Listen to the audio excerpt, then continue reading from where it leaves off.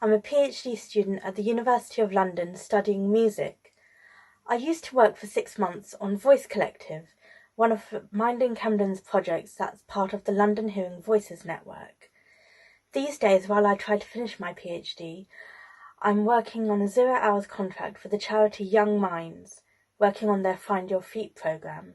I feel that my relationship with voices has been quite varied over the years.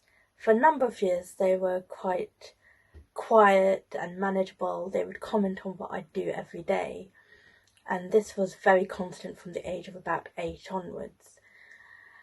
And sometimes they would show me graphic things, sometimes they would tell me that things were my fault. For example, the death of Princess Diana was said to be my fault.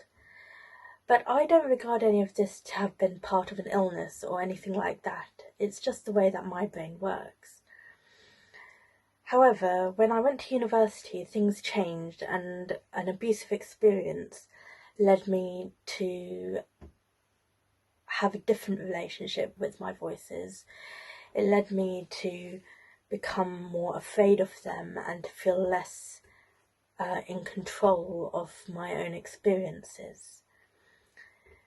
But since those days, that was 10 years ago now, I'm feeling a lot more in a sense of balance with my voices, in that they're there, but I'm also there too, and the two can coexist most of the time fairly peacefully and without too much trouble or too much danger to myself.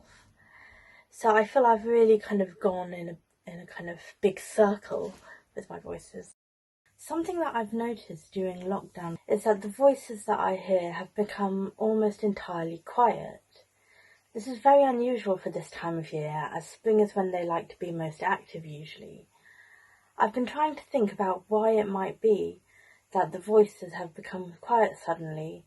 Often people think that my reactions to things are hyperbole, or that they're unmerited, or that they're not proportionate to the situation that they're in, whereas actually now other people are so worried about things, but because I've been hearing these voices and having these parts for so long, and having these experiences of feeling isolated, of not being understood, of not being able to go outside, I think this is where my own strength has come in, and I've been able to advise and guide other friends.